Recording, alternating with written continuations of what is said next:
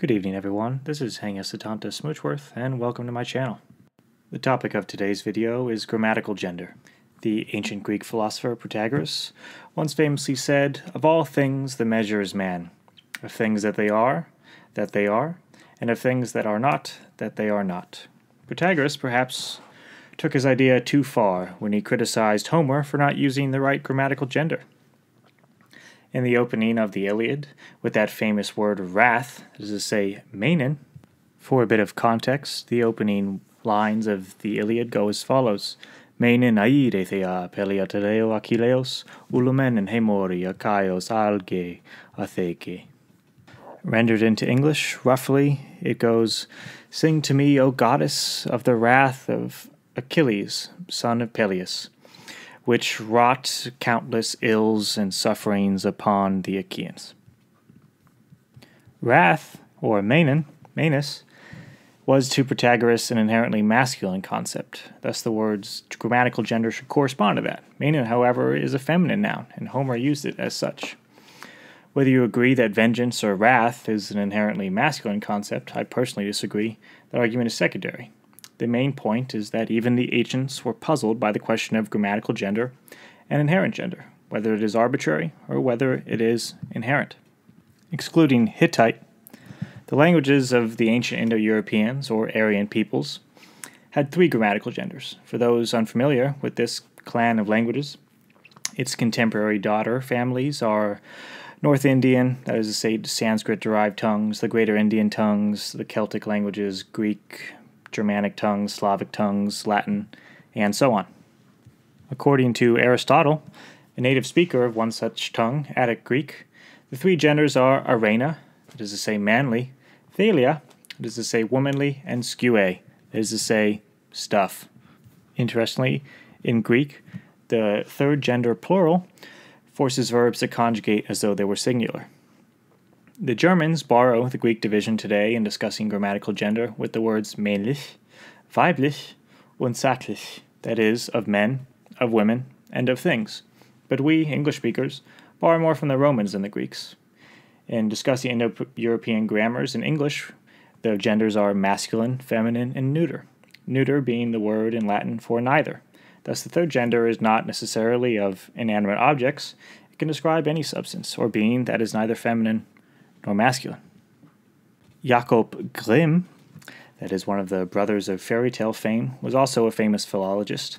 His dictionary, the Deutsches Wörterbuch, is the German equivalent of the OED, in other words, the Oxford English Dictionary. His theory in his third book on German grammar, entitled Deutsche Grammatik, argues that our primitive ancestors assigned gender in language according to the features an object exhibited. Thus, die Hand in German, haec manus in Latin, and haecaer in Greek are all feminine, whereas der Fuß, hic pes, hopus are all masculine. You see, each of these words in the first category means hand, and in the second means foot. The first three are all feminine, and the last three are all masculine. He thought this was the case because the hand is somehow weaker and smaller than the foot, thus it should be feminine, whereas the foot should have a masculine gender. Later scholars did not treat this theory very daintily. However poetic Jacob Grimm's idea is, it lacks rigor. Primitive peoples structure language in the same way that moderns do, or rather, they inherit it. Anthropology has to a large extent confirmed this. Even using the sort of examples that Jacob liked, we can see his theory is untrue. To the ancients, love deified did not have a consistent gender. For the Greeks, it was eros. To the Romans, amor, and thus a god. To the Germans, it was die Liebe, and thus a goddess. This fact implies that grammatical gender does not spring from inherent concepts embedded in a word. So this mythological time, in which our ancestors were plucking grammar out of the ether and gendering newfound objects according to their qualities, like Adam in the Garden of Eden, most likely never existed. Something similar seems to be happening today, though. There is a zeal to erect new grammatical structures and renovate or demolish others for political purposes, particularly for pronouns. This is a datum that strikes against the theory that there could never have been a mythological time when grammar was purposely invented. If it is happening now, it may well have happened before. Der gute Jakob must shiver at the thought. The English neuter pronoun, it, does not seem to be a popular pronoun choice for the new proliferating genders. Although it is called neuter, as in is neither male or female, inanimate or non-human might be a more appropriate descriptor. The third English pronoun has thus gone Greek. For this reason, the genderqueer seem to avoid it. The plural form of it, and the plural form of he, and the plural form of she, or any mixture thereof, is they. Thus the pronoun they is omni-gendered, as it were.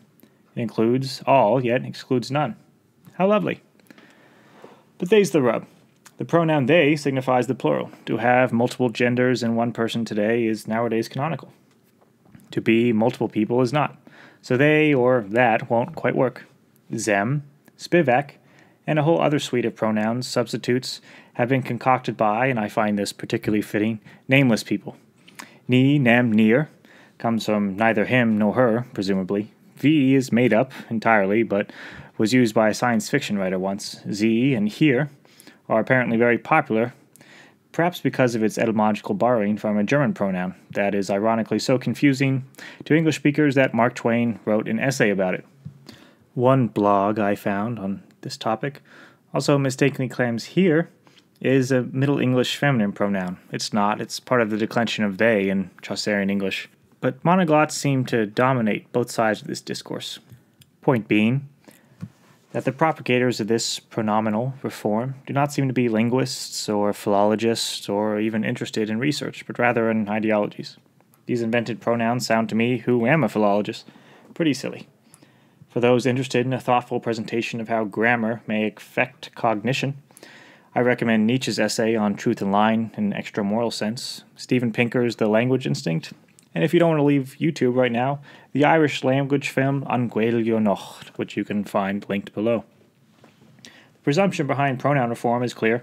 When one notices all of these pronouns to be reformed are in the third person singular. It's fine to be polite to strangers' faces, but he, she, and it are not you and I, so they are not part of the conversation and are trying to butt in. A third-person perspective is, in other words, of an outsider looking in. One is never addressed by the third-person pronoun. This is an arrogant Iliism that would destroy the notion that what I say about you when you're not here is private. If how one talks about others is determined by those others, then all gossip, chit-chat, or whispered criticism is open to public scrutiny. The phrase one often hears in this context is, I use such and such pronouns, or what pronouns do you use, or my pronouns are, etc. That phrasing is deceptive because one does not commonly discuss himself in the third person. Thanks for watching. My name is Hengist Satanta Smoochworth. If you enjoyed it, please like and subscribe and share. If you didn't like it when you deride me, please remember my pronouns are he, him, and his.